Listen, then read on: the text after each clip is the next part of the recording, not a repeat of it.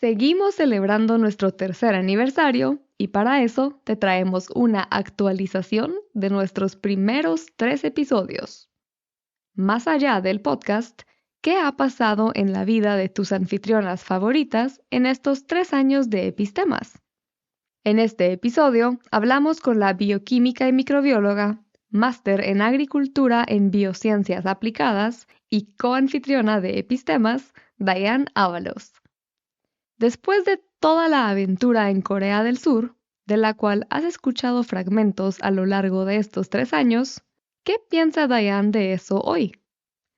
¿Lo volvería a hacer? ¿Qué consejos tiene para quienes quisieran seguir un camino similar?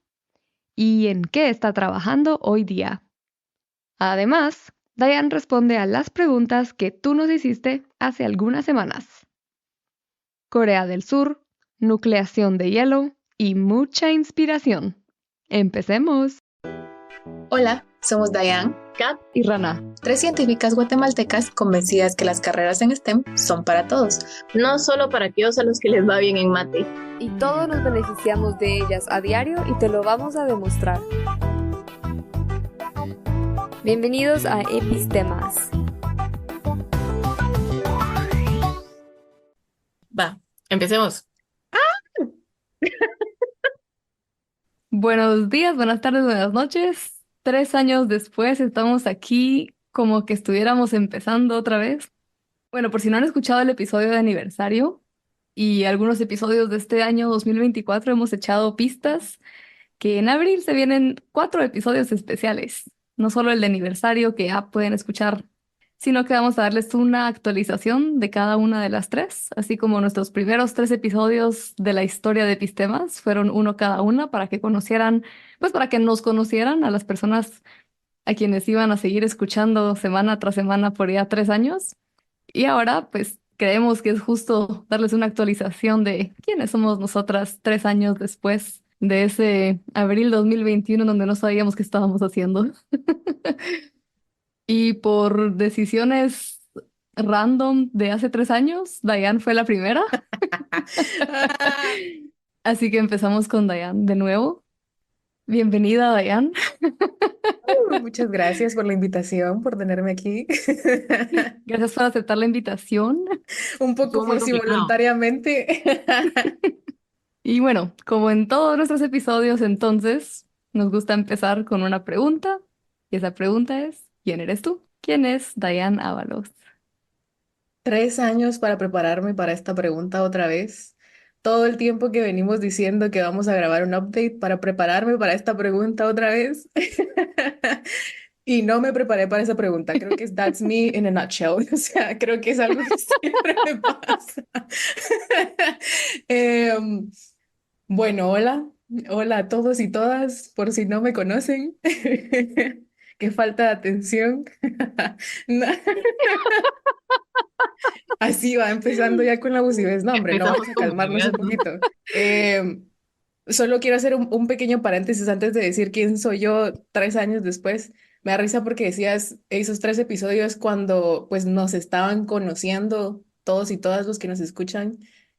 Y no solo quienes nos escuchan, sino que entre nosotras nos estábamos conociendo también. O sea, en ese entonces no teníamos ni idea de quiénes éramos, más que los pocos intercambios de mensajes que habían existido hasta ese momento. Entonces era literal la primera conversación completa y full de quién sos, qué has hecho, cómo ha sido tu vida, resumida en una hora, ¿no? Entonces me pareció súper, súper chilero y extraño cuando estaba reescuchando el primer episodio otra vez.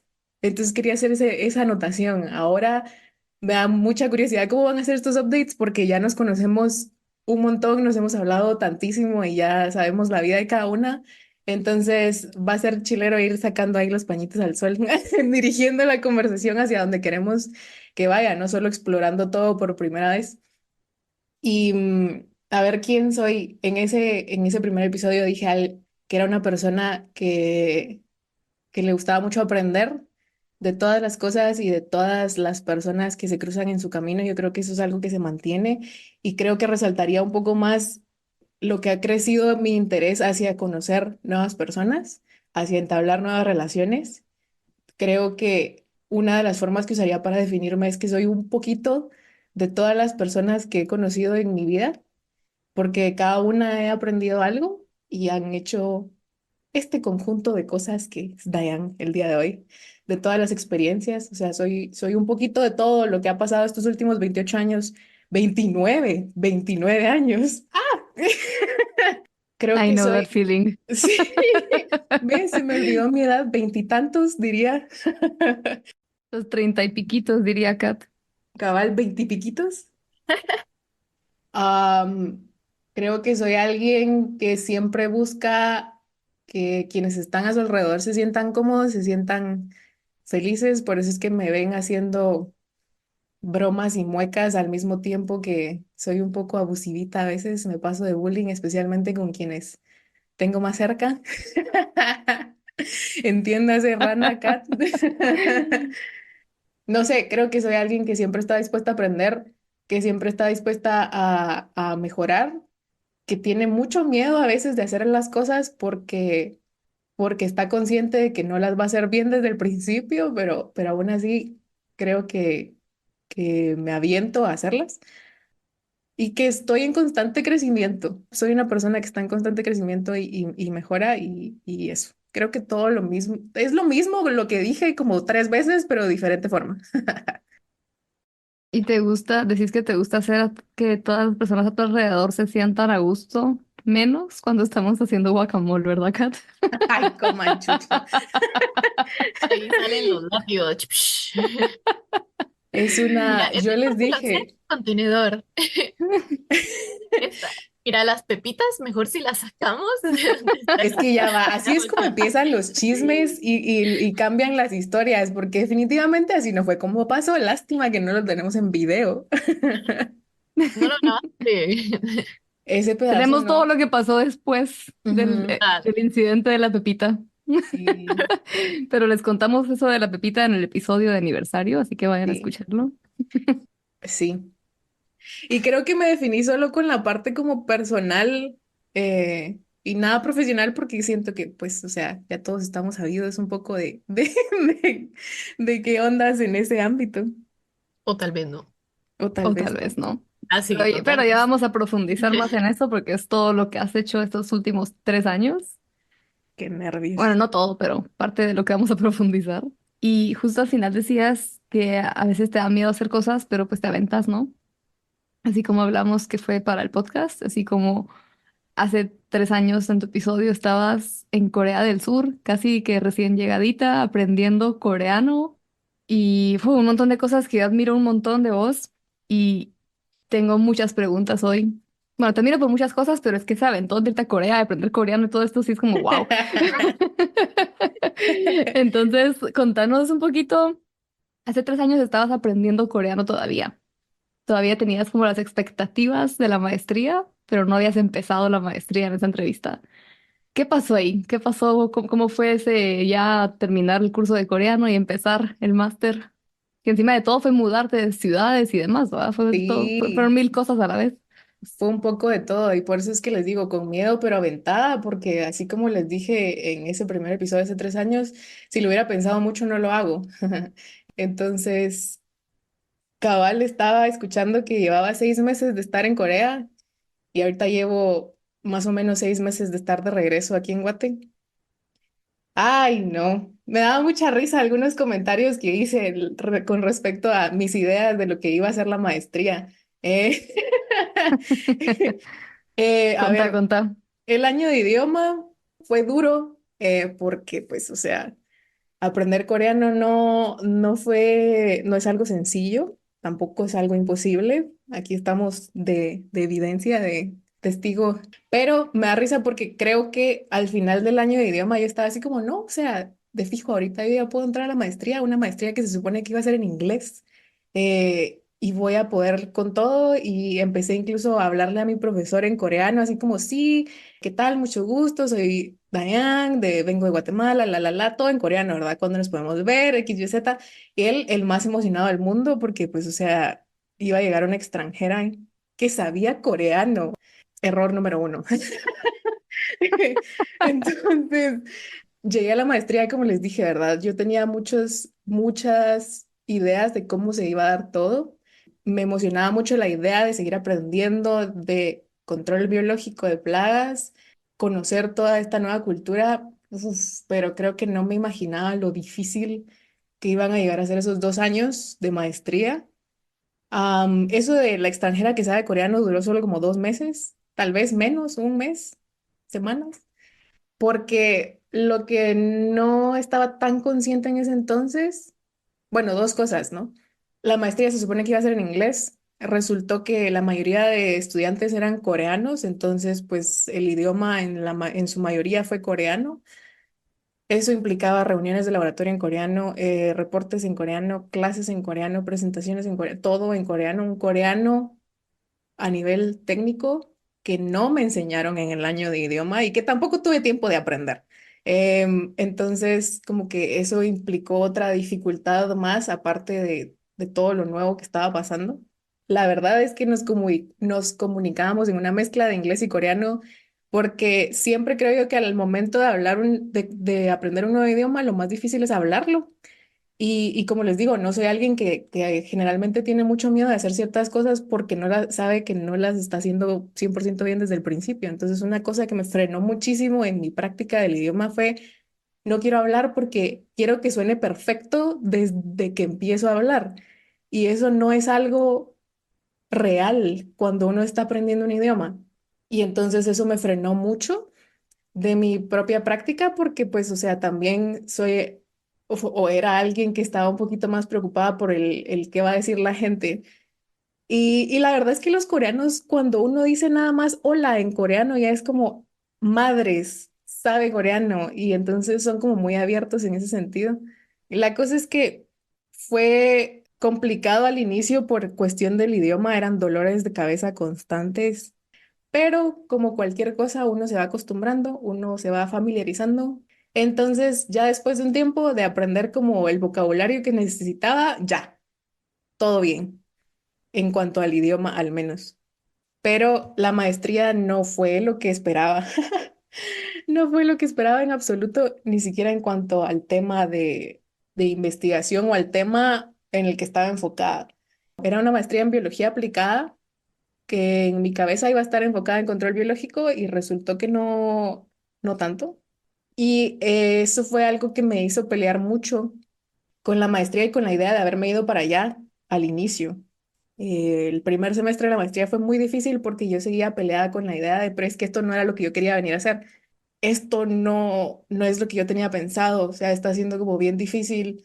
Estoy viviendo en el laboratorio y no es algo que me guste, etcétera, etcétera, porque yo les dije, ¿verdad? Control biológico y lo que paré haciendo fue, pues, estudiar enfermedades en plantas, ni siquiera las enfermedades, sino que un hongo que provocaba o que estaba relacionado con una enfermedad en un árbol frutal de Corea. Y era la parte como molecular, microbiológica, y yo decía, pero, o sea, esto no le veo la conexión, pero después de tanto torturarme a mí misma, me di cuenta de algo, y es que si me ponía a ver las cosas un poquito más en perspectiva, si me alejaba un poquito, si me sacaba a mí misma de ese escenario en el que todo estaba saliendo mal y que no era lo que yo esperaba, podía ver que, ok, tal vez no estoy estudiando control biológico como tal o qué cosas buenas pueden hacer los microorganismos, pero estoy estudiando otra forma en la que un microorganismo puede interactuar con una planta.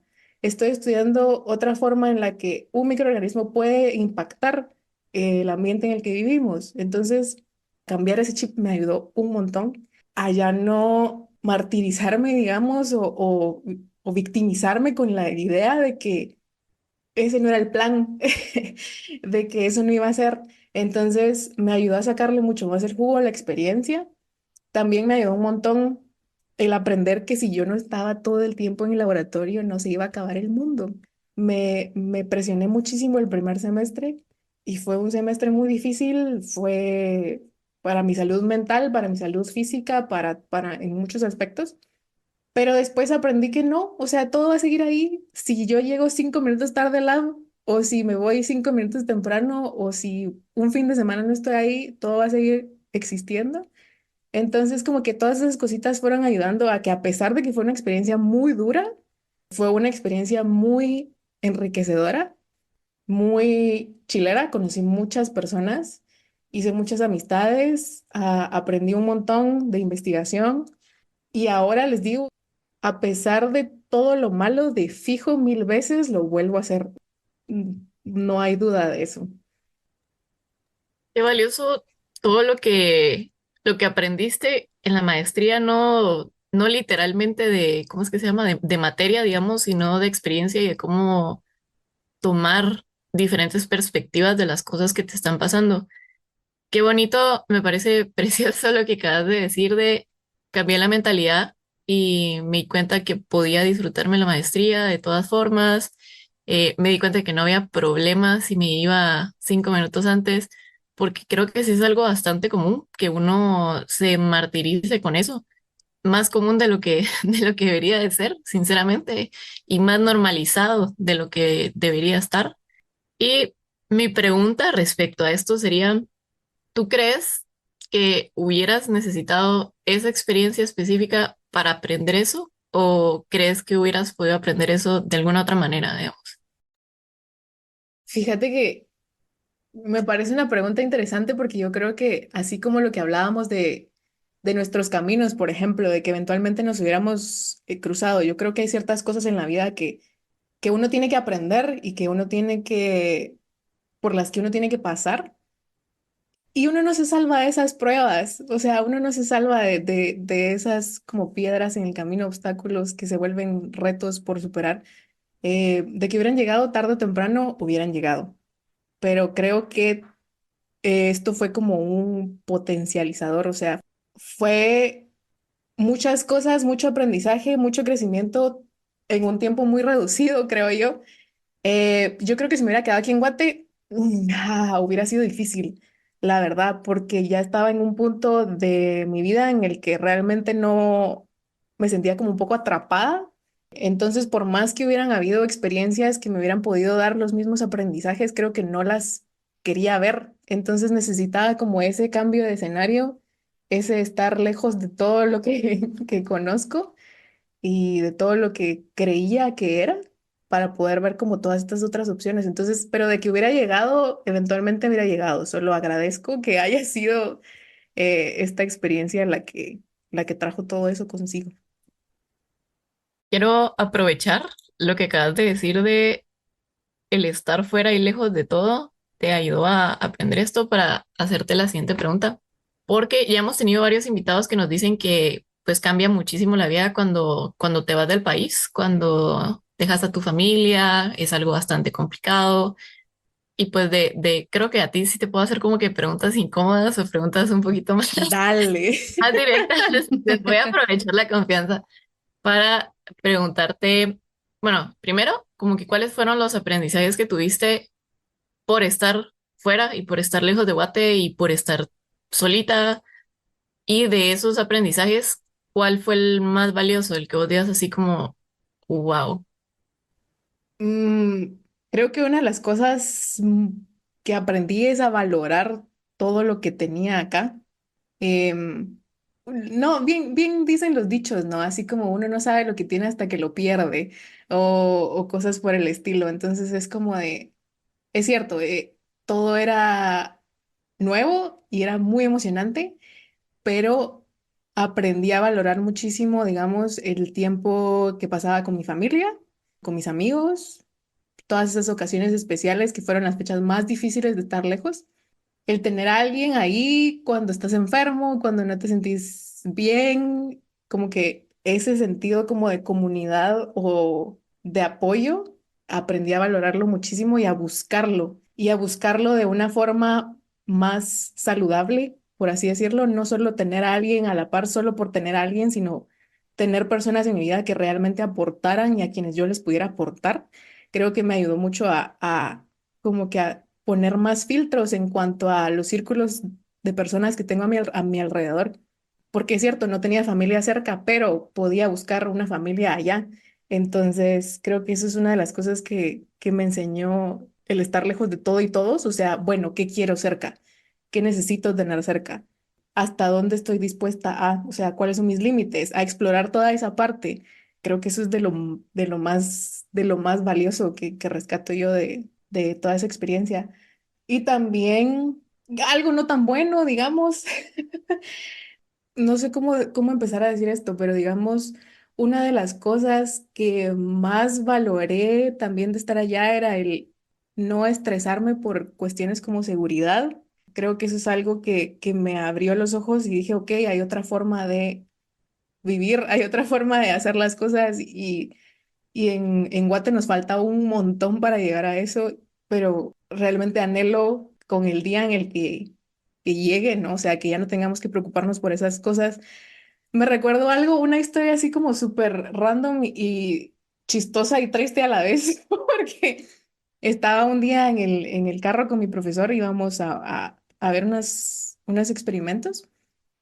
Y algo que es muy común allá en Corea es que cuando uno abre la aplicación del clima o, bueno, del tiempo, del día, etcétera, algo que sale es como el nivel de contaminación en el aire. Entonces eso te sirve para hoy tengo que usar mascarilla, hoy no tengo que usar mascarilla, hoy puedo respirar libremente o no, ¿verdad? Porque sí hay días en las que la contaminación del aire es muy, muy pesada y es peligroso respirar solo así. Entonces, era un día que la contaminación estaba más o menos más en el lado no tan bueno, ¿verdad? Y entonces yo dije así como, nosotros en Guate nunca pensamos en eso antes de salir, ¿verdad? O sea, le mencioné así como a mi profesor, así como, nada que ver. Me dice, no, ¿en serio no es algo que pase allá? Y yo creo que uno se preocupa más por si le va a pasar algo de aquí a su medio de transporte, de su medio de transporte a su trabajo y de su trabajo a su casa de regreso. O sea, voy a llegar, voy a regresar, voy a tener con qué comer, con qué vivir el día, o sea, como que las preocupaciones son completamente diferentes. Yo creo que si hay polvo afuera o no es la menor de nuestras preocupaciones. Entonces, como que tener esa perspectiva de qué tan diferente puede ser la vida en otros países y en qué nivel estamos acá. Por eso les digo, es algo como una historia random, chistosa y triste a la vez, porque como que te pone a pensar en muchas cosas. Entonces, creo que abrir los ojos también, estar lejos de todo y todos y todas, me abrió los ojos a que hay más de una forma de vivir, más de una forma de hacer las cosas y como que a siempre tratar de buscar como la mejor forma dentro de nuestras posibilidades, tal vez.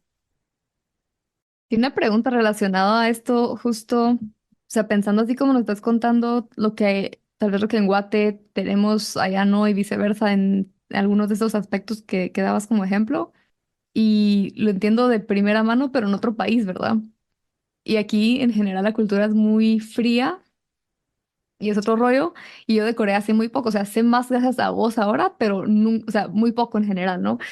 Y la pregunta es digamos, eso que decís que, bueno, que tal vez la preocupación es otra y todo, ¿cómo era entonces lo que tú dirías que tenemos en Guate que no tenían ahí? ¿Cómo era entonces allí? Ya sea el calorcito, ya sea el musicón en cada esquina, ya sea lo que sea. A y B son correctas.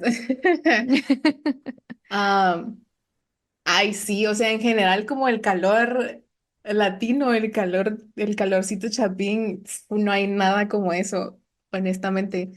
Yo creo que nosotros, y no solo como guatemaltecos, porque allá tuve la fortuna de encontrarme a muchos amigos y amigas latinas que ahora considero así como de mis mejores amigos y amigas. Em, entonces, como que los latinos en general tenemos esto de ese sentido de bienvenida o de como welcoming. Y es como esa calidez que no vas a encontrar, pero con nadie más. O sea, realmente es como latinos only. Entonces, en ese sentido, la, los coreanos, por ejemplo, los y las coreanas, bueno, de lo que yo pude ver, no generalicemos tampoco, pero generalicemos un poquito nada más. Eh, de lo que yo pude ver, por ejemplo, si alguien se tropieza enfrente tuya, ¿cuál es tu primera reacción? De ayudar, preguntarle si está bien, si puedes ayudar o algo. Exacto. Reírte. Reírte. Bueno, si es alguna de ustedes dos, reírme primero y después las ayudo. Como que tenemos ese sentido como de ayudarnos, ¿no? De siempre apoyar allá no es así. O sea, yo me sorprendía tantísimo de ver, ay, una señora se cayó, nadie, nadie se acerca a levantarla. Nadie. Una vez vi a alguien cruzando así como el paso de cebra corriendito y al final del paso de cebra, ¡pum!, se cayó. Y vino alguien y la recogió y yo dije, "Ah, eso es la primera vez que veo esto. O sea, ¿cómo así?" Y cuando voy viendo, era un amigo mío, Ah, extranjero, que la había levantado. Entonces, realmente viven como cada quien en su burbujita. Y es algo que me dijeron mucho al inicio, que era como muy herméticos y que costaba mucho como ser amigos. Y si llegas a ser amigos, sí, te incluyo como en mi burbujita, ¿no? Pero romper esas burbujitas cuesta un montón. Entonces uno, como extranjero viviendo allá, aprende hasta cierto punto, o mejor dicho, como que bloquea o pone en pausa ese sentido de como empatía hasta cierto punto, la palabra del año 2024, porque también hay muchas cosas que se pueden malinterpretar y nosotros como extranjeros y extranjeras en un país que no es el nuestro, pues o sea, nos podemos meter en problemas, entonces uno aprende a mejor no se mete, ¿verdad? En muchas cosas, porque no vaya a ser la parte de acoso sexual, por ejemplo, es algo que muy fácilmente se puede llegar a escuchar. Entonces, digamos, si fue una chava la que se cayó y un chavo la llevó a levantar, no, o sea, me pueden reportar por acoso sexual, aunque nada que ver, ¿verdad? Pero es algo que tienen muy, muy metido y cualquier cosita puede considerarse eso. Entonces, como extranjero, aprendes a mejor, me quedo como en mi carrilito, lo cual no es bueno en absoluto. Para Entonces, nosotros no es bueno. ¿O crees que para ahí también pensarían así? yo siento que siempre, bueno, nosotros que estamos tan acostumbrados como a ese sentido de comunidad, es algo que nos hace falta, es algo que vemos así como, pero yo siento que por el simple hecho de, lo veo como calidad humana, o sea, alguien se cayó enfrente tuya, nada te cuesta como levantarlo, me explico, o sea, como que hasta cierto punto está bien porque para evitar problemas, si así lo quieres ver, pero realmente no, yo siento que es así como genuina preocupación por la otra persona. Tampoco es que sean amigos con todo el mundo porque no se trata de eso, sino que solo esas simples reglas de cortesía y de convivencia que podrían tener. Entonces, en ese sentido, como por eso es que van a haber muchas comunidades de extranjeras. Donde uno puede ser uno mismo. Sí, donde no puede ser uno mismo y no quiere decir que todos y todas hayan sido así, porque yo llegué a hacer muchos amigos coreanos y coreanas con quienes sigo platicando y con quienes me llevo muy bien, pero cuesta, como les digo, romper esa burbujita cuesta. Entonces, ¿cuál era la pregunta? Creo que lo mismo me pasó en el primer episodio. No sé, pero cabal de esto, o sea, como que Mm, qué cosas que contrastantes que faltaban de Guate o viceversa sí. en cuanto a actitudes y demás. Y la música por todos lados, por supuesto que también. Es una de las cosas con las que me peleaba con mi profesor, porque yo siempre tengo que estar escuchando música, siempre. Y me ponía audífonos. Y él era así como, pero ¿por qué tenés que tener audífonos puestos? Y yo es que no me puedo concentrar si no estoy escuchando música, pero es que si no todos van a querer escuchar música, yo, pero es que, o sea, si, ¿qué puedo hacer, va? No puedo funcionar si no escucho música. Cosas por el estilo también pasaron. Yo no sé por qué me imaginaba Corea más como, más de bulla en la calle, pero Ah, porque no, compartías aquellas bulla, historias de que yo decía, ah, bueno, sí se ve mero latino en ese sentido. porque es que los lares en los que yo andaba eran latinos. Em, Ahí. ahí el detalle. No, o sea, realmente sí es muy bullicioso. O sea, bulla, ruido, gente hablando, gritando y todas esas cosas sí vas a encontrar, pero vas a llegar a un restaurante a comer y escuchas como todo lo que la gente está comiendo, lo que la gente está hablando. Y yo digo, y aquí la musiquita no les hace falta. O sea, no sé, era una cosa bien extraña. Y pero sí, si mirabas que era así como un poco Latinoamérica, es porque yo me mantenía en restaurantes mexicanos, en bares latinos, así como esos eran mis rumbos. siempre buscabas el calorcito latino. Sí, y fíjense qué curioso porque yo recuerdo que cuando yo llegué y vi que no tenía ninguna roommate latina, yo dije, sí, o sea, qué alegre, porque yo, incluso yo siendo latina, tenía mis propios estereotipos de cómo éramos los latinos y las latinas. Y yo decía, yo no quiero eso. O sea, yo no quiero como la bulla, el drama, todas esas cosas que en mi Sí, cabeza era. Y yo así como de, yo no soy así. Obviamente, sí somos. entonces, ajá, entonces como que en mi cabeza era así como súper, no tengo ninguna, y después de unos meses, era como, necesito tener latino cerca. Me sentía mal y necesitaba es como ese cariñito, o sea, literal, cuando ya llegaron 6 meses después, más personas y habían latinas, y ya tenía dos amigas latinas, era así como, ¡ah! Me hacía falta un poquito de esto, o cuando me enfermaba y me llevaban, mira, tenía un tecito, mira, aquí está esto, mira, aquí está lo otro, eso me hacía tantísima falta. Y entonces empecé a apreciar y a ver a los latinos y latinas de otra forma, y ya no hacer así como, ay, no quiero, era así como, tráiganmelos a todos, o sea, a todos y todas, ya era así como escuchaba español en la calle y era como, "Ah, hola, ¿cómo Seamos estás?" amiguis. Sí, entonces como que sí, tenía que buscar ese grupo, esa comunidad que al final me mantuvo cuerda también por tanto tiempo. Entonces sí, no lo hubiera logrado en absoluto sin muchas cosas. Una de ellas, la gente que conocí, mis latinos y latinas, sí. ¿Has visto el meme de You're my friend now? Y agarra algo y se lo lleva y Literal, Te literal me así haces así, dice. pero Mm. entonces me llama, You're my Sí. friend now. Ahora, tampoco quiere decir que con todos y todas, o sea, solo por ser latinos ya nos llevábamos súper bien, porque siempre hay como gente con la que te llevas mejor que con otras personas, pero lo que voy es como eso que tenemos nosotros, no lo encontré en nadie más. Tal vez en algunos amigos africanos, creo que era muy Eso iba a similar, decir, cabal. ¿verdad? Sí. Se sentían también como familia, como casa y el calorcito, pero sí, yo creo que hasta ahí. No sé si vieron, justo hace un par de días compartí una historia y cabal un meme, no, un reel de en Alemania, un alemán ve a un latino que es amigo, así como que, hey Juan, ¿qué tal? Y Juan sale corriendo hasta acercarse para saludarlo y darle el abrazo, ¿va? Y cuando es al revés, del latino al alemán, como, hey Paul, ¿qué tal? Y el alemán solo como un güey, así como, ¿qué anda? Y sigue caminando. Y es que es así tan literal, o sea, sí falta ese de, aunque sea acércate, o sea, algo que suena tan tonto, pero yo me he dado cuenta también que a veces hace falta hasta solo el contacto físico. Creo que la mayoría de latinoamericanos, si estamos echándonos una broma, te tocó el hombro. Aquí tocas a alguien y es como, uy, mi espacio personal, por favor. Mientras que para nosotros, o sea, y lo entiendo, ¿no? Y lo respeto, pero para mí sigue sin ser como tan ofensivo, entonces solo lo puedo hacer como cuando estoy con latinos o algo así. Pero o sea, con los años te digo, hasta un toquecito del hombro hace falta, y es que se siente, hasta siento ahora raro, si alguien me toca el hombro aquí, hasta siento como, Me es bien quiere. extraño, No, sí, y fíjate porque en que Guate nunca fui de que me gustara que me estuvieran eso, toqueteando. eso te iba a decir, te iba a preguntar justamente, porque yo en Guate me consideraba así como, ay, no, yo cero contacto físico, no, Ajá, gracias, o igual. sea, ¿por qué voy a andar abrazando a la gente? O sea, ya nos vimos ayer, ¿por qué te voy a volver a saludar? No voy de besos.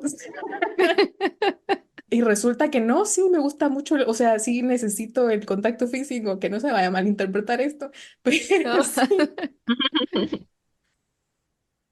Ay, no, pero bueno, a ver, volviendo y yendo un poquito más a los temas ahora también, pero siempre de la mano de esto, me daba curiosidad cuando dijiste que incluso con lo malo que mencionaste y otras cosas, lo volverías a hacer. Y me acuerdo que en tu episodio anterior o en algún episodio que nos contaste cómo elegiste la maestría al final, que tenías la opción de dos o tres universidades diferentes. Entonces mi pregunta es, ok, ¿volverías a irte a Corea? Ya lo dijiste. Y como contaste ya que no cumplió tus expectativas de control biológico, por ejemplo, volverías a Corea, pero volverías a la misma maestría. Y pensando en dejarlo también así como un consejo a la Mara que está buscando maestrías ahorita y eso, como si volverías a buscarlo diferente, o qué consejo podrías darle a alguien que está buscando para como que haga match ese lo que quieren con lo que van a encontrarse. A ver, difícil. Sí me volvería a ir a la misma universidad. ¿Por qué? Creo que en algún punto les conté, y creo que fue en el episodio en donde dimos consejos para aplicar al extranjero, que entre mis filtros estuvieron la comunicación que tenía la universidad conmigo. Entonces, digamos, si yo mandaba una pregunta y no me contestaban, era como, ok, realmente no me sirve porque necesito como que ese canal de comunicación un poquito más abierto. Entonces, la universidad a la que fui fue una de las universidades que mantuvo comunicación constante conmigo, que resolvió todas mis dudas, que sí, o sea, estaba dispuesta como a apoyar al estudiante, ¿no? Entonces siento que eso es un filtro súper, súper importante. Ahora, lo que creo que me faltó fue hacer más research, investigar un poquito más a fondo a los investigadores principales, a los advisors, a quienes iban a llegar a ser mis asesores por el tiempo de la maestría. No tenía idea que eso era algo importante que buscar. Realmente es cierto, es importante enfocarte en el tema de investigación que querés, pero también es muy importante saber quién va a estar como tu superior, porque de eso depende si tu experiencia esos 2, 3 años va a ser una buena o una mala. Digamos, por ejemplo, cuando la gente me pregunta consejos o cuando alguien se acerca a mí pidiéndome consejos para irse a Corea, específicamente porque es lo que pues yo viví, es muy difícil porque yo sé que así como pueden haber experiencias muy malas, pueden haber experiencias muy buenas y todo se resume o lo que yo he visto a quién está de como tu supervisor. Es cierto, es necesario qué laboratorios hay, qué investigación se está haciendo en estos laboratorios, en dónde me veo yo como aprendiendo más o aplicando lo que ya sé o en dónde me veo aportando, pero siento que esa es una parte que se nos suele olvidar y que es muy importante. Entonces, ¿y cómo podemos hacerlo? Buscando gente que ya trabaje en esos laboratorios, preguntándole a quienes han estado ahí antes, cómo ha sido la experiencia. Entonces, tomando todo eso en cuenta, creo que sí me hubiera gustado aplicar tal vez a otro programa, porque ya estando en la maestría me di cuenta de, hey, esta mi amiga está haciendo algo que a mí me gustaría hacer, pero yo porque no sabía que eso existía cuando busqué, de plano no busqué también, o sea, algo me falló en mi proceso de búsqueda, pero sí vi como opciones que decía, ajá, esto me gustaría, pero habían cosas también malas, o sea... Yo, una de las cosas que rescato y agradezco muchísimo de mi experiencia en Corea es el grupo de mis compañeros y compañeras de laboratorio que me tocó. Realmente creo que es algo que yo pude tener que vi en muchos otros amigos y amigas extranjeros que no tuvieron, digamos como que esa interacción, esa relación con sus compañeros de laboratorio. Entonces, por eso te digo, es una pregunta un poco complicada porque sí, de fijo, me hubiera gustado explorar otra opción de maestría, otra opción de laboratorio, pero al mismo tiempo no cambiaría la gente a la que conocí y la relación que teníamos, porque Corea es una sociedad muy jerárquica. Se los he mencionado antes, ¿no? O sea, así como importan mucho las líneas de poder, quién lleva más tiempo ahí, quién es más grande, etcétera. Y entre mi grupo de laboratorio no existía tanto eso, era más horizontal, era más entre todos, aunque a mi profesor le cayera mal que fuera así, como que nosotros sí tratábamos siempre de estar apoyándonos entre todos, ¿no? Y eso es algo que no vi en muchos otros laboratorios, en muchas otras experiencias de las personas que conocí allá. Entonces es algo muy bueno que rescato de mi experiencia y por eso es así como, ay, no, mira, a pesar de que fue una metida de pata hasta cierto punto, yo creo que igual me regreso al mismo, así de masoquista. Bueno, y justo ahorita que dijiste eso de masoquista, creo que en varios episodios a lo largo de estos 3 años compartiste uno que otro detalle y compartimos un par de cosas que creo que a las tres nos tienen traumadas por ti en cuanto a estas expectativas y experiencias culturales en Corea. Como lo que mencionabas ya al inicio, ¿no? De que también aprendiste que si no voy hoy o si llego tarde, no se va a acabar el mundo, todo está bien ahí, pero la expectativa de tu profesor, por ejemplo, pues era que estuvieras ahí 24/7, ¿no? Si nos contás un poquito pues de eso, ¿va? De eso que habíamos dicho en el episodio de cicatrices, que nos ibas a contar hoy la mera cicatriz. Ton, ton, ton. Ha llegado el momento. Creo que no sé cómo empezar. Em, Creo que la relación con mi profesor, con quien fue mi supervisor por los años de la maestría, fue un poco bastante lo que uno diría una relación tóxica. Honestamente, existía respeto y como hasta cierto punto un poco de admiración de ambos lados, hacia ambos lados, pero creo que chocábamos en muchas cosas, como por ejemplo comunicación, como las expectativas que teníamos de lo que se hacía, como eso que decías, ¿no? Él esperaba que yo estuviera en el laboratorio 24/7 y me llegaba a hacer comentarios como, pero ¿y qué otra cosa tenés que hacer, pues, si no es estar aquí? Entonces es como, no, señor, o sea, uno necesita descansar o comentarios como de, no entiendo qué van a lograr descansando. Entonces, ese tipo de cosas eran muy difíciles, pero que yo hasta cierto punto logré superar porque sabía que eso no era la única forma de hacer las cosas. Pero lo que le metían en la cabeza a muchos de mis amigos y amigas coreanas era, esto es así y va a ser así en todos lados. O sea, si no aprendes a hacer así, you're not gonna make it. No vas a poder hacer las cosas en esta sociedad. Entonces, que te metan eso en la cabeza constantemente y que eso sea lo único que conozcas, a mí me da, o sea, es cierto, a mí me costó mucho por mí misma, pero yo me defendía y contestaba y yo me ponía firme con algunas cosas, pero me dolía más ver a mis amigos coreanos y coreanas no poder hacer lo mismo, porque estaba terriblemente visto que le contestaras a tu profesor, que le dijeras algo que no era lo que te estaban diciendo, ¿no? O sea, con algo tan sencillo como, ok, él da una instrucción y ellos no entendieron la instrucción, pero es como, bueno, sí, está bien, yo lo hago. Y de ahí se iba el señor y yo les preguntaba, ¿entendieron? No, pero hay que hacerlo, ¿verdad? O sea, no podemos ir a preguntarle más. Entonces, como les digo, esto no es generalizar que en absolutamente todos los casos que pasen en Corea va a ser así. Esta es mi experiencia y es un caso un poco extremo, pero puede pasar. Y por eso es que yo lo veía un poco como cultural, porque sentía que era mucho de esa jerarquía y sistema y líneas de poder metida en eso. Pero yo no me dejé, o sea, honestamente yo no me dejé. Y creo que por eso es que mi profesor tenía una relación como de amor-odio conmigo, porque sabía que yo podía trabajar bien, que podía hacer bien las cosas y que respondía hacia lo que él necesitaba, pero no lo hacía así como así, sino que yo sí le daba pelea y le ponía muchas cosas en qué pensar. Entonces era una relación muy chistosa. Para quienes nos veían, digamos, mis amigos coreanos se mataban de la risa porque decían, es que solo vos haces eso, ¿no? O sea, nadie más va a venir aquí a hablarle como le has hablado a este señor, pues. Que conste, quiero aclarar que nunca fue irrespetuosamente, sino que simplemente como dándome a escuchar, pues, o sea, esto es lo que yo tengo que decir. Entonces, como que fue una experiencia bien dura en ese sentido, porque estar rodeada constantemente de todo eso es muy agotador. Y de hecho existía la posibilidad de que yo me quedara en Corea siguiendo la misma línea de investigación, que me gustó mucho al final para hacer mi doctorado.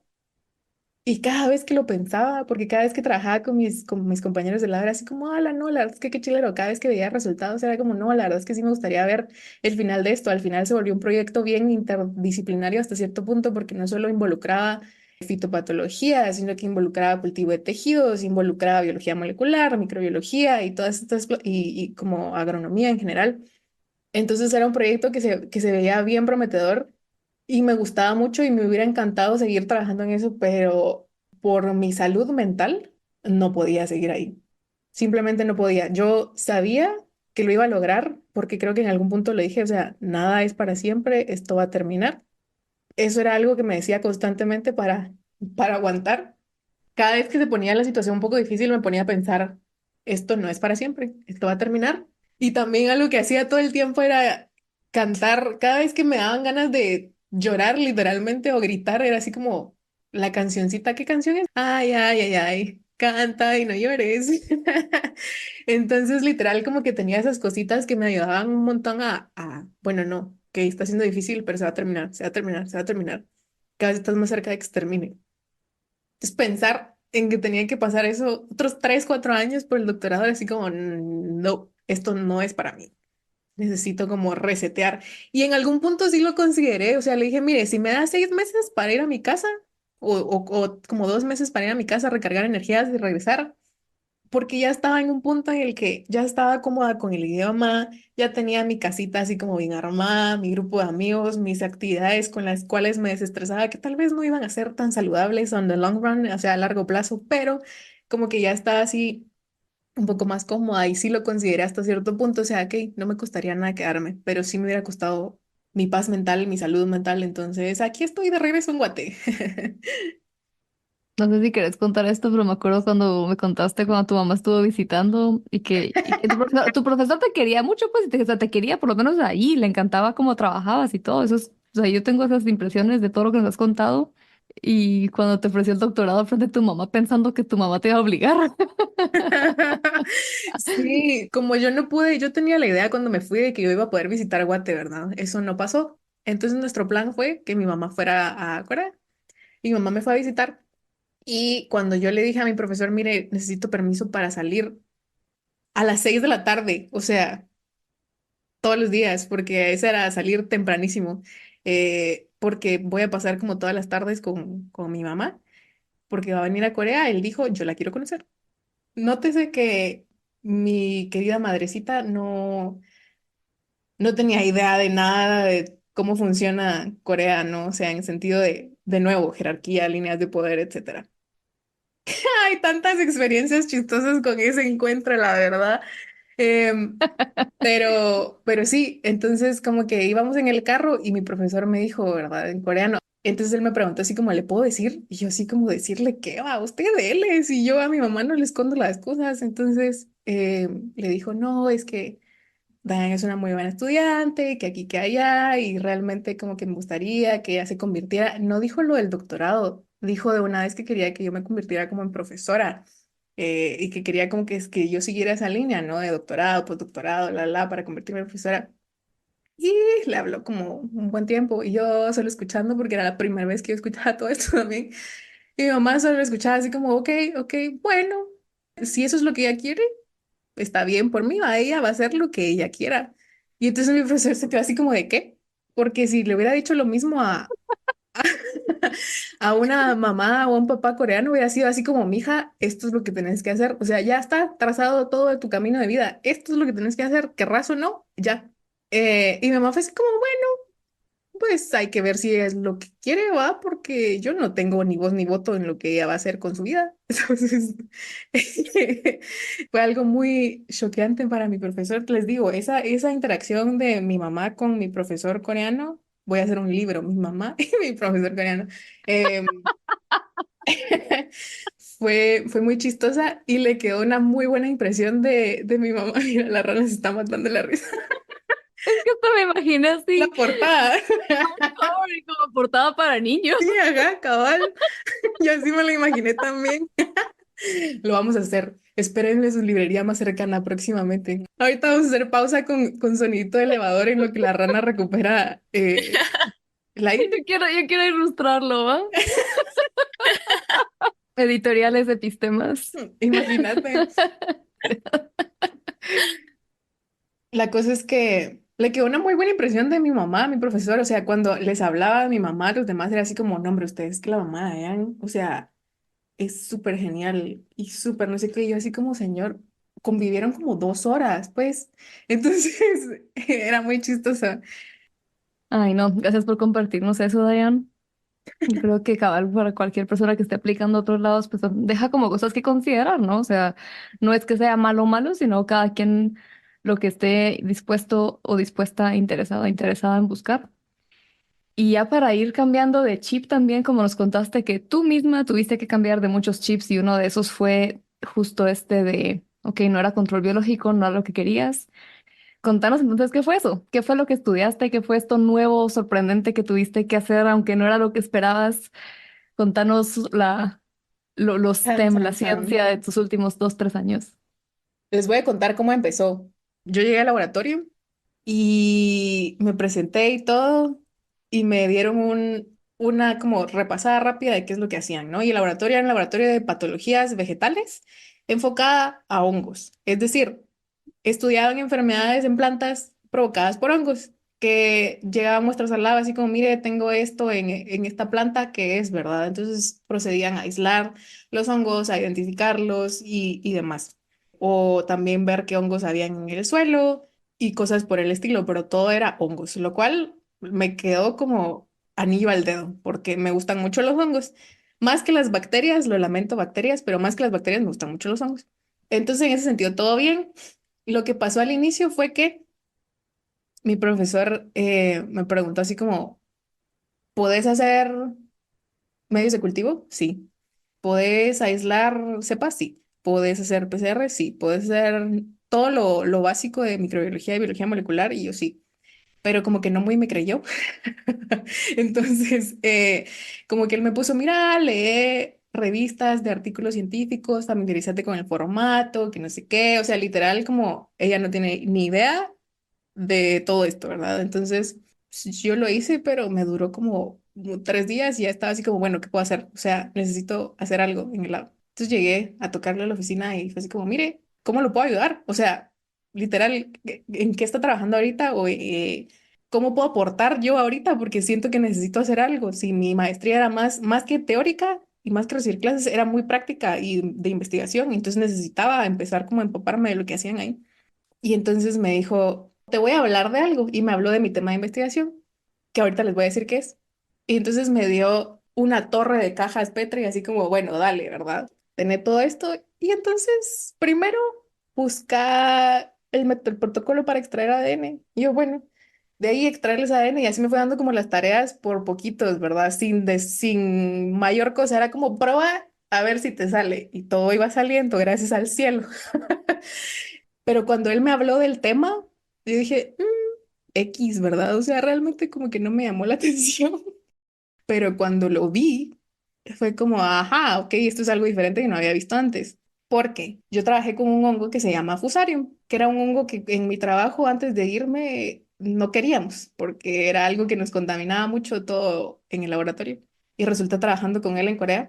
Es un hongo que todas las plantas tienen al menos una enfermedad relacionada con Fusarium. Es un hongo súper importante y resulta que este hongo tenía una característica especial que creo que ya se las mencioné en algún punto, que podía congelar el agua.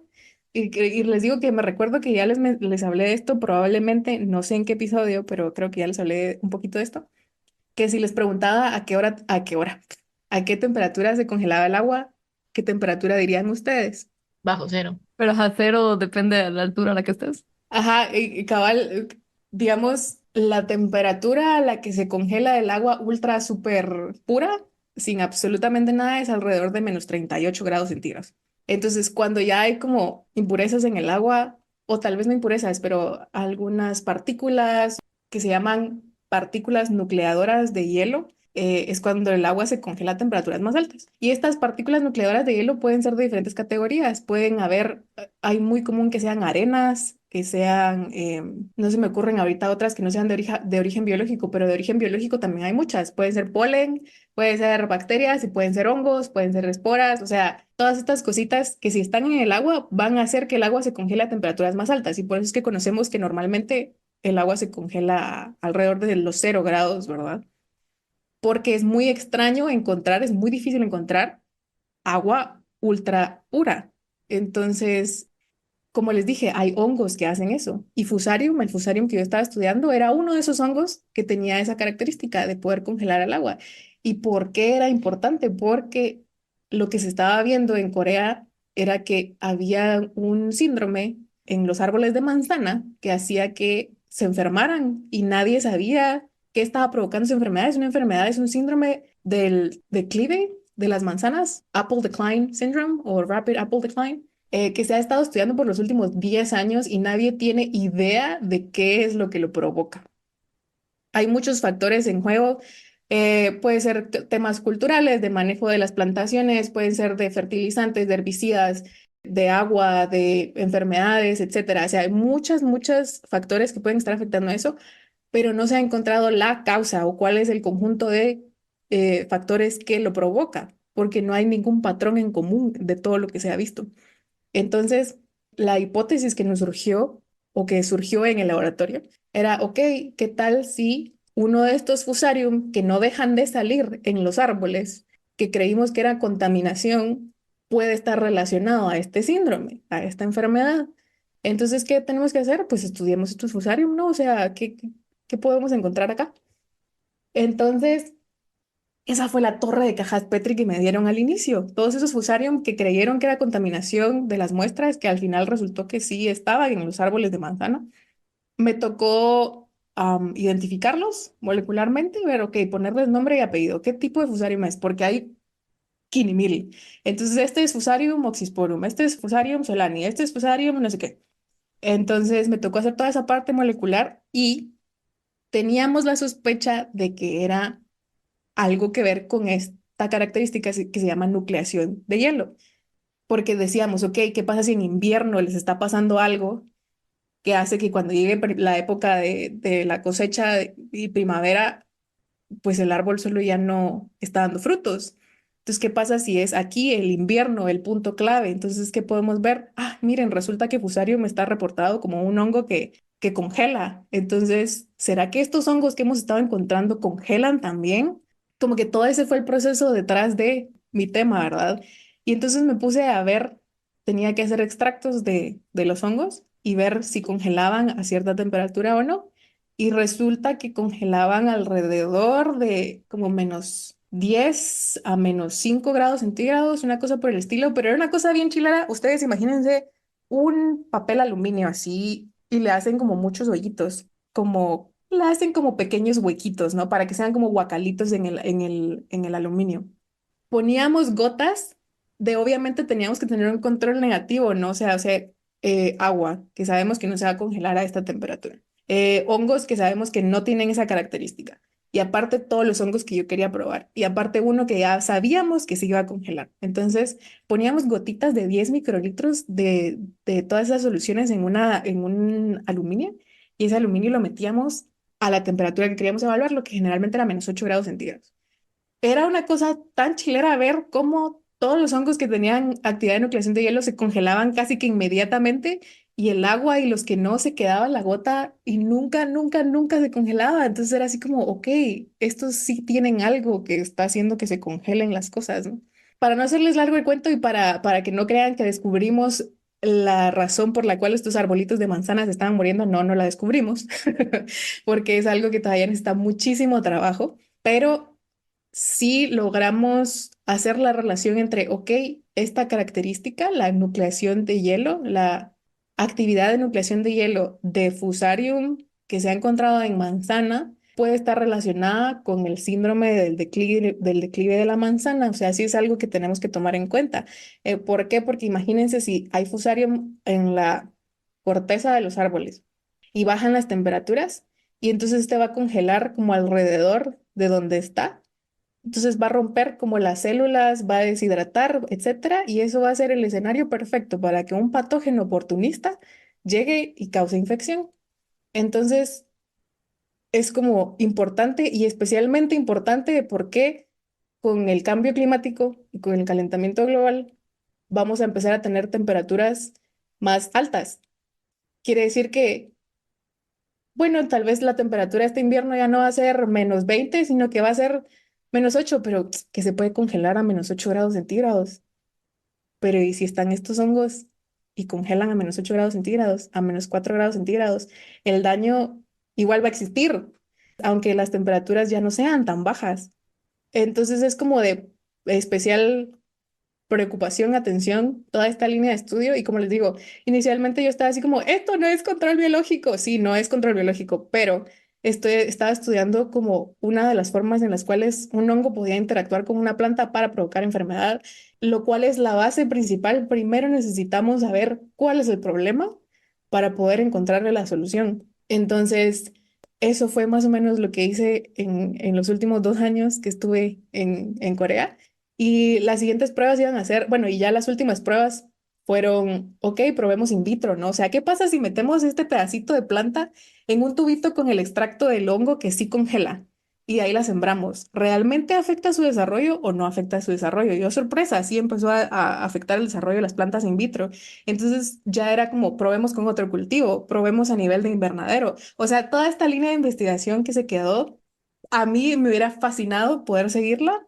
Como ya les conté, por razones no la seguí, pero realmente voy a seguir como que pendiente de todo lo que haga el laboratorio y pude aprender muchísimo. Entonces, eso fue, en resumen, en resumidas cuentas. Qué cool. Y jamás tiene lógica, o sea, lo explicas y tiene lógica, pero jamás hubiera pensado que un hongo iba a provocar eso y que iba a provocar esos problemas en las plantaciones. Tengo una preguntita, digamos, ¿cómo es que el hongo afecta la temperatura de nucleación? ¿Es por algo que tiene el hongo o es así como propiedades coligativas, digamos, o algo Ah, sí, así? sí, sí, no, no lo mencioné. Se cree que son de origen proteico, son unas proteínas.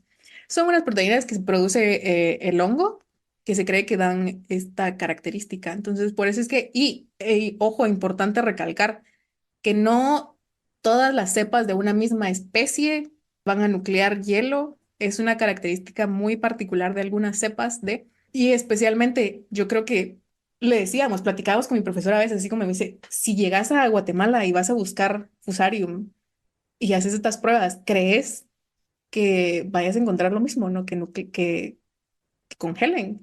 Yo, pues es que lo que se ha encontrado, se ha reportado es que estas cepas se encuentran en países que tienen las cuatro estaciones bien marcadas, ¿no? O sea, que tienen invierno. Entonces yo me imagino que así como en temperatura normal aquí en Guate, dudo que la cepa necesite hacer eso, porque a la larga, si lo tienes porque necesita hasta cierto punto usarlo, ¿no? Entonces, se cree que es porque lo usa para obtener alimento de su alrededor, para evitar deshidratación del mismo, del hongo. Entonces, en un ambiente a otras temperaturas realmente no lo necesitaría. Entonces, y algo que me di cuenta que creo que esto no está publicado, no está confirmado ni nada, sino que solo es pura especulación mía por observación. Conforme más tiempo teníamos la cepa en el laboratorio, en condiciones controladas, dándole comidita todo el tiempo, etcétera, más nos costaba que congelara. O sea, era así como de, ok, ya no necesito esto. Entonces siento que todavía es un campo que se conoce muy poco, aunque si se ponen a buscar Ice Nucleation Activity, van a encontrar cosas bien chileras desde cómo se descubrió inicialmente, porque fue un grupo de meteorólogos y por eso es que está toda esta investigación en esa línea. Pero sí, en resumen, se cree que son proteínas las que les dan esa característica. Yo creo que definitivamente hubiera sido algo que no hubiéramos sabido, no hubiéramos escuchado si no fuera porque vos estás trabajando en eso, porque no es como que tan común. Qué chilero, Fascinante, la ¿va? verdad. O sea, ya Sí. por eso es que entienden que en algún punto fue así como, ok, quiero seguir con esto. Pero Ah, mi llamado está hacia el control biológico y el manejo integrado de plagas. bueno, y entonces, fast forward a hoy, antes de entrar a las preguntas de las personas. ¿Qué es lo en lo que estás trabajando ahora entonces? Ya que ya llevas 6 meses en Guate, te estás en un nuevo trabajo desde diciembre, creo, Noviembre, finales de noviembre. noviembre. Ujú. Y ya no es más con estos fusarium, entonces ahora estamos odiando a los fusarium otra vez, ¿no? Justamente, quería hacer el comentario que cada vez que mencionan el primer episodio de Epistemas y mi primera entrevista, yo he sido así como, ay, no, no, qué pena y no lo voy a escuchar, pero lo escuché hoy antes de grabar esto y fue así como, ja, realmente qué bonito episodio. Es Está muy, genial. está muy bonito y lo escuchábamos con mi mamá y me dice, no, hombre, si esto fue el primer episodio, qué chilero, ¿no? Pero una de las cosas que les contaba ahí era que uno de los intereses que surgieron recientemente, digamos, de los últimos 4 o 5 años para acá, fue el de comunicar ciencia y les mencioné comunicar ciencia no solo como lo que hacemos nosotras acá, sino que me gusta mucho la parte visual, la parte de hacer esquemas, de hacer diagramas, imágenes y hacer, porque esa es la forma en la que yo aprendo. Entonces, como que quería hacer más de eso mismo que a mí me ayudaba a aprender, porque a veces yo quería buscar algo en internet y no encontraba específicamente lo que yo quería, o sea, lo que yo estaba pensando en mi cabeza no existía. Entonces era así como, yo quiero hacer esto, ¿no? Eso es una cosa. Pero también les mencioné que me gustaba mucho la parte administrativa, pero también me gustaba mucho la parte del lab y el campo del control biológico y el manejo integrado de plagas. Entonces, pero ¿de qué iba a trabajar, no? Y realmente soy afortunada de que el trabajo que tengo actualmente implica todo eso. O sea, metan todo eso que les dije que me gustaba y demás y pónganlo recipiente, mézclenlo bien y sale el resultado del puesto que tengo ahorita. Entonces, actualmente estoy trabajando en una empresa que se dedica a manejo integrado de cultivos, a crear soluciones biológicas sostenibles y estoy como en el departamento de generación y transferencia de tecnología. Entonces, básicamente lo que hago es tomar todo el conocimiento que se genera en el laboratorio de hongos y bacterias benéficos, de artrópodos benéficos, todo eso que viene de cómo funcionan, qué hacen normalmente, agarrar toda esa información y trasladarla al campo, así como, miren, pueden usar esto, les funciona usar este producto por esto y esto, o este producto funciona por esto y esto. También ver en campo qué necesidades hay, qué problemas hay, qué enfermedades, qué plagas, para ver de qué forma podemos combatirlas. Y hago toda esa parte como de comunicación o de transferencia mediante capacitaciones, información, herramientas que se pueden usar en campo, etcétera. Entonces, llevo poquito tiempo en este nuevo puesto, pero la verdad es que estoy muy, muy feliz. Y por eso es que y les quería contar, cuando yo apliqué a la beca en Corea, te tocaba hacer varios ensayos, ¿no? Y uno de esos ensayos era plan a futuro. Y de las últimas partes que puse en ese plan a futuro era que yo quería contribuir a la agricultura de Guatemala, creando herramientas como para poder comunicar qué se estaba haciendo, ¿no? Para una agricultura sostenible, que es básicamente, o sea, eso lo escribí hace 4 años y no me hubiera imaginado que iba a estar haciendo eso ahorita, que estoy empezando, que todavía estoy en pañales, que tengo mucho que aprender de ese campo, pero que a la larga es justo lo que quería hacer. Involucra investigación, involucra mucho trabajo administrativo, involucra comunicación, involucra estar relacionada con muchas otras personas que aparentemente me gusta trabajar con personas. Oh, sorpresa, plot twist.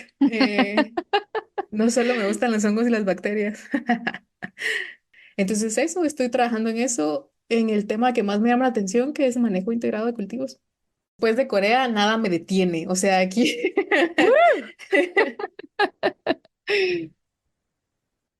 Bueno, entonces, hace algunas semanas o meses preguntamos en Patreon y en Instagram qué quisieran preguntarnos a las tres para estos episodios y vamos a empezar entonces con las preguntas que le hicieron a Diane. Empezamos, como siempre, con nuestro patrón, con nuestros patrones. Con nuestros patrones. Me gusta más así.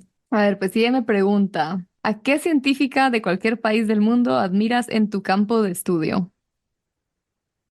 Qué difícil, porque yo recuerdo que leí esta pregunta, estas preguntas en general. Hola, IM. Gracias. Leí estas preguntas en general y dije yo así como, madres, ¿cómo voy a contestar esto?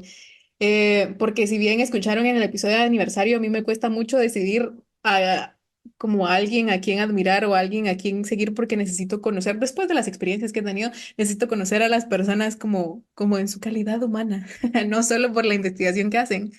Y la verdad, así siendo completamente sincera, nunca me había puesto a buscar científicas que estén trabajando en mi campo. Qué triste decirlo, pero no tengo ni la menor idea y esto es solo una invitación a buscar más a quienes, pero alguien que puedo resaltar de nuevo y creo que lo mencioné en el episodio de Huellas y Cicatrices, es a quien ahora es mi jefa, Elena, que es bioquímica y microbióloga, que yo sé que tal vez el control biológico no era lo que tal vez ella se imaginó haciendo, pero con toda la experiencia que ha juntado hasta el momento, que ha tenido hasta el momento, realmente cualquier duda que yo tengo al respecto o cualquier cosa que quiero aprender o aclarar siempre es a ella a quien me aboco y qué fortuna poder conocerla a nivel personal también, porque todos los años que hemos convivido juntas. Entonces, no es alguien así como súper reconocido, famoso, un nombre que resuene, pero para mí es de las personas que más admiro y que más como que me inspiran. Entonces, qué chilero poder tenerla de jefa, ¿no? Entonces, creo que esa sería mi respuesta al final. Y no crean, me lo dejo de tarea el buscar científicos y científicas específicamente que trabajen en esta área. Segunda pregunta. ¿Cuál es el panorama del control biológico en Guatemala en 2024? Ay, Dios, todavía nos falta mucho por recorrer. El control biológico lo que tiene, bueno, el control biológico es solo una parte del manejo integrado de plagas, porque el manejo integrado implica muchas cosas, ¿no? Implica manejo cultural, manejo o control químico, control biológico. No a los químicos y sí a los biológicos todo el tiempo, sino, ok, o sea, ¿qué necesita realmente nuestra plantación? Hay muchos problemas que se pueden solucionar solo con un buen manejo cultural. Es decir, si hay una plaga y quitamos todas las ramas que tienen este bicho, o sea, al mínimo quitemos las ramas del suelo, ¿verdad? Y que no se vuelva un como posible inóculo de enfermedad o de más plaga.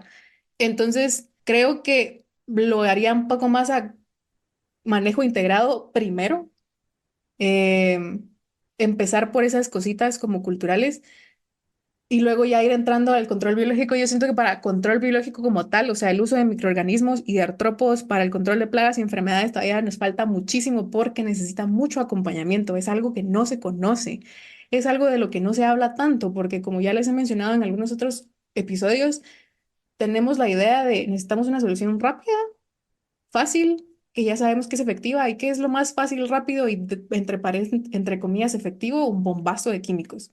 Y no es la mejor opción, pero también como es lo más fácil de usar, a un químico no lo tenés que tener a 8 grados centígrados, o sea, en frío, en tratarlo así como no dejarlo abajo del sol. Bueno, sí, tampoco los químicos no los dejen abajo del sol, pero como De que tiene, amorcito. ajá, que tienen más cuidado, ¿no? Y entendemos más hasta cierto punto porque es lo que por más tiempo hemos estado usando.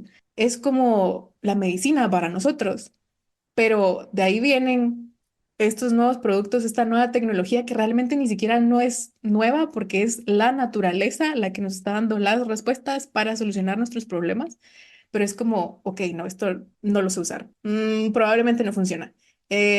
Necesita mucho ver para creer. Eso sigue siendo igual y vamos como avanzando a pastitos de tortuga, pero vamos avanzando hacia eso, el que el control biológico sea un poquito más normal. Para el 2024 no veo que cambie, honestamente, que les diga así como, ay, sí, ya todos van a empezar a usar control biológico. No, es un trabajo que va a requerir mucho esfuerzo, mucha paciencia, pero que hay que ir haciendo por poquitos, así a pasito de tortuga, trabajo de hormiga realmente, dar mucho acompañamiento y encontrar esos canales que están abiertos hacia, ¿no? Explorar estas opciones, porque cuando la gente ve los resultados del control biológico y del manejo integrado, se convencen de que esto funciona, porque sí funciona. O sea, estamos diciendo que hay un ácaro que está infestando la plantación. Y mire, está este otro ácaro que casualmente come este ácaro que le está dando el problema. Entonces, ¿por qué no lo usamos, verdad? Pero hay muchas dudas todavía en cuanto a cómo funciona, en cuanto a cuándo usarlo. Y de nuevo, creo que el enfoque no es usar control biológico, sino el enfoque debería ser manejo integrado de plagas. No siempre el control biológico va a ser nuestra única solución. Van a haber veces que necesitamos usar químicos y pues hay que usar químico, pero no es lo único que existe. Entonces, ¿cómo veo el panorama para el 2024?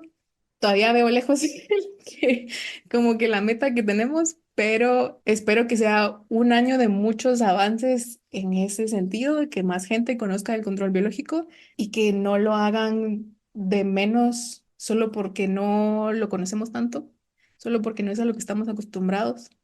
Le falta más comunicación científica, De divulgación fijo, al área. de fijo, y eso es en lo que estamos trabajando y espero el update de aquí a, no sé cuándo vamos a volver a hacer otro update, decirles, miren, mucha, este año es el año del control biológico y del manejo integrado. Bueno, ahora sí, la tercera pregunta de nuestro patrón IM es, ¿qué libro de divulgación científica recomendarías a una persona que quiere aprender más sobre microbiología? Las preguntas son muy difíciles porque implican escoger una cosa entre varias e implican también algo que no hago mucho, que es disculpen, me confieso, no soy tan ávida lectora como creerían que soy. Realmente no leo. Entonces, lo lamento, pero hay libros que yo quisiera leer de comunicación científica, de microbiología, eh, que podría decirles leámoslos juntos y juntas, pero no hay uno que haya leído hasta el momento. ¿Cómo se llama este de uno que rifamos, que no, que íbamos a dar de en un giveaway? Yo contengo multitudes de John. Ese, ajá, cabal. Excelente. Yo contengo multitudes de Ed Yong, es uno de los que quiero leer y que me muero por leer, pero como les digo, no tengo el hábito de la lectura, entonces me cuesta mucho como decir, voy a leer este libro, pero estoy tratando de ejercitar ese hábito este año. Ya lo dijimos en el episodio de propósitos de al menos un libro. Hay que Aunque sea empezar, ese. ajá, hay que empezar por poquitos. Entonces, eso, pero digamos, a mí me gustan mucho las cosas visuales, de nuevo un documental, ¿cómo se llaman? Déjenme buscar los nombres, porque hay uno de hongos y hay otro de psicodélicos. ¿Cómo cambiar tu mente? Creo yo que es. Es una miniserie que habla de, pues, psicodélicos, o sea, desde LSD hasta todos los hongos que se han usado como estimulantes. Entonces, como que yo soy más de ver ese tipo de cosas y siento que para alguien, si hay alguien como yo que aprende más como audiovisualmente, son buenos pincelazos como para tener una idea más general del mundo de estos organismos, especialmente de los hongos, porque de nuevo, ¿verdad? Entusiasta por los hongos, le vamos a robar el entusiasta por los sedimentos a Jonathan. Creo que eso es lo que podría decir. No contesté tu pregunta y me lo lamento, pero es lo que hay. Recordé que probablemente no leo libros como este tipo de libros que hemos estado mencionando, pero recuerdo que cuando estaba haciendo la investigación de nucleación de hielo, me topé con un libro que se llamaba Biological Ice Nucleation and Its Applications, la nucleación de hielo biológica y sus aplicaciones, que uno lo escucha el título y es así como, a la madre, o sea, va a ser un libro de texto así súper engorroso y cansado de leer, pero fue lo máximo porque me contaban así como anécdotas de cómo descubrieron eso en las bacterias. Entonces, como que eran facts e investigación mezclado con anécdotas y con accidentes de laboratorio. Y miren, es que se nos olvidó la muestra y por eso descubrimos esto. Entonces me pareció como súper chilero porque me dio como otro punto de vista y me hizo pensar de nuevo, está bien si me voy un fin de semana a esquiar, mentira, nunca lo hice, pero porque quién quita y eso es lo que me va a hacer descubrir la próxima cosa así súper chilera, ¿no? Entonces, no es un libro de comunicación científica tal cual, pero al mismo tiempo incluye mucha comunicación científica en ese sentido porque estás comunicando ciencia, valga la redundancia, de otra forma que como que engancha al lector. Entonces, es un libro que me gustó muchísimo también leer eso. Gracias, gracias por la recomendación. Vayan a leerlo. Vayan a Aunque leer. no les interese la actividad de nucleación de hielo. De nucleación. ¿Quién dice que La, no? Ahora ya. ahora ya. Bueno, gracias a IM por sus preguntas y quienes nos quieran hacer más preguntas de cada episodio saben que pueden ir a Patreon y ser nuestros patrones, patronos y patronas en cualquier momento. Les dejamos el enlace en las notas del episodio. Y ahora pasamos a las preguntas que nos hicieron por Instagram. En esta ocasión especial, y para estos 3 episodios nada más, también dejamos por un corto periodo de tiempo una cajita de preguntas en Instagram. Pero, si quieres tener la oportunidad de enviarnos tus preguntas para todas nuestras futuras entrevistas y episodios especiales, vuélvete Patreon o patrón de Epistemas. Te dejamos el enlace en las notas del episodio. Raquel te pregunta, ¿cómo sobrellevaste la nostalgia estudiando lejos de casa? Uh, ¿Cómo la sobrellevé? Pues yo creo que no muy bien, pero no, realmente creo que en este tiempo en el que vivimos tenemos la gran ventaja de la tecnología en el punto en el que está. Definitivamente no es lo mismo ver un evento de estos a través de la pantalla de tu teléfono, de tu computadora, que en persona, pero te hace sentir un poquito más cerca. Trataba siempre de hablar con mi familia también. Nosotros antes teníamos la costumbre de reunirnos semanalmente, antes, prepandemia, reunirnos semanalmente en la casa de mi abuelito, por ejemplo. Tratamos de de seguir haciendo eso en línea, por Zoom, aunque fuera solo mi abuelito y yo en videollamada, pero el hecho de como que vernos la cara 5 minutos a la semana ayudaba un montón. No solo me ayudaba a mí, sino que le ayudaba a mi familia también a sentirme más cerca. Entonces, creo que tecnología y buscar familia lejos de casa, como ya lo platiqué al inicio de este episodio, buscar esa gente que te aporta, que te hace sentir cómodo, que te hace sentir en casa, aunque no estés en tu país. Creo que esas son de las cosas que me ayudaron miles. Gracias, Dayan. Nos vamos a la siguiente pregunta que es de Axel y él pregunta, ¿cuál fue uno de tus mayores miedos al incursionar en el mundo de la ciencia? Yo nunca me he considerado una persona intelectual. Creo que hay una diferencia entre como intelectual e inteligente, si se puede decir así. Creo que, y a lo que voy con esto es, si tú me preguntas ahorita datos muy puntuales de un tema en específico, muy probablemente no te pueda contestar, porque mi cabeza no guarda mucha información, no guarda números, no guarda fechas, no guarda cantidad, o sea, mucha información, mi memoria no, como que para ciertas cosas no es muy buena. Entonces tiendo a dudar mucho de mí misma por eso. No retengo mucha información y el hecho de que no retenga mucha información a veces hace que cruce cables y que mezcle todo y entonces es así como de, ups, no era esto, ¿verdad? Entonces eso me hace mucho dudar mucho de mí, o sea, el famoso síndrome del impostor, pero en ese sentido específicamente. O sea, yo sé que no soy tan buena en eso, pero sé en lo que soy buena también. Entonces, soy muy buena como para buscar soluciones, para ver qué podemos hacer, encontrarle como darle la vuelta a las cosas y poner todo en perspectiva, como ya les he mencionado, ¿no? Entonces, tenía ese miedo o sigo teniendo ese miedo de que no soy alguien que te puede decir de pe a pa todo lo relacionado a un problema, a menos que me haya informado lo suficiente como específicamente para responder esa pregunta, ¿me explico? Entonces, un miedo que existe y que imagino que siempre va a existir, pero vamos a seguir haciendo las cosas, aunque sea con ese miedo, es eso, no dar la talla en cuanto a como a mi nivel de conocimientos técnicos, científicos, no porque no hayan existido en algún punto, porque fijo existieron en algún punto, pero ya no existen en mi memoria y no puedo hacer a veces algunas conexiones porque solo simplemente se me olvida la información. Entonces tengo que estar en constante refresh, como refrescando la información constantemente, actualizándome o leyendo para poder recordar todas esas cosas, a veces básicas. Pero sí, mi cabecita así funciona.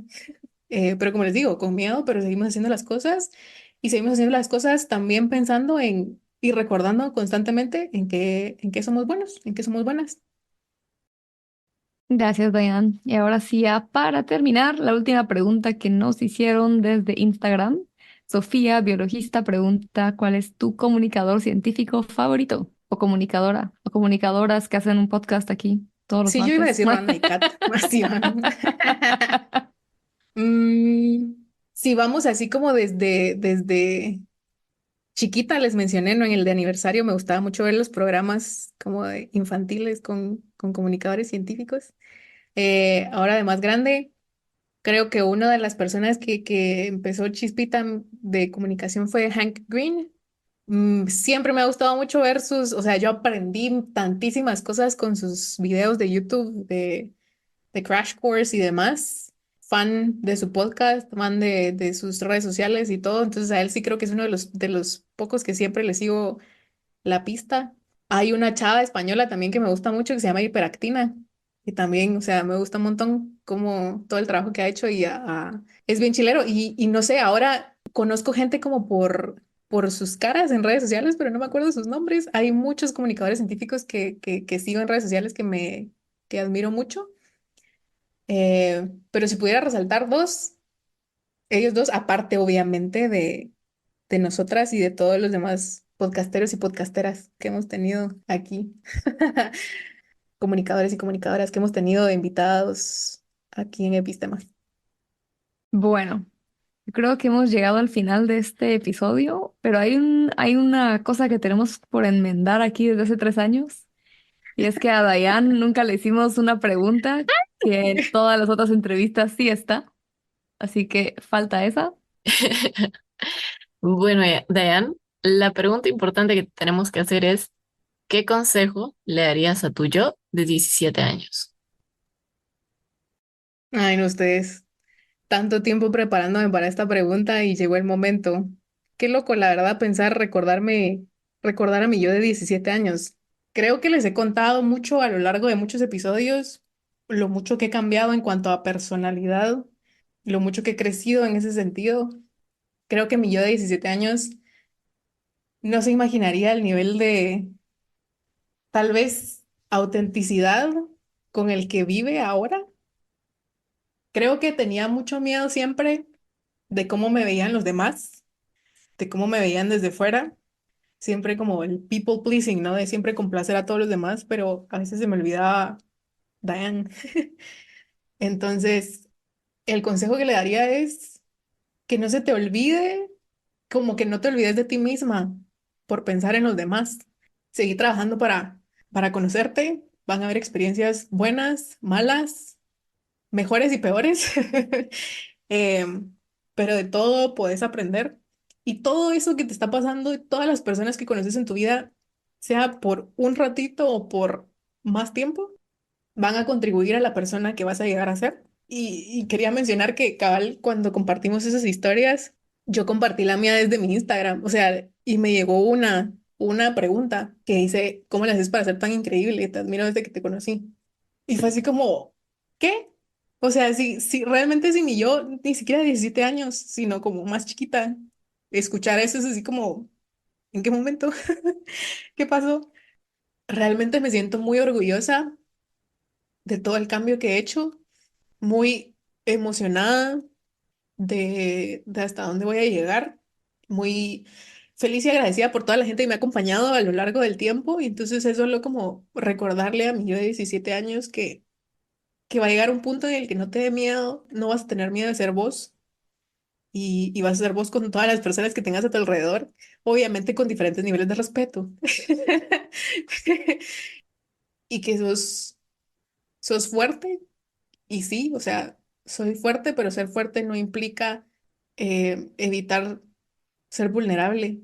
O sea, puedes ser fuerte, vulnerable a la vez. Y, y eso, vamos, que se puede.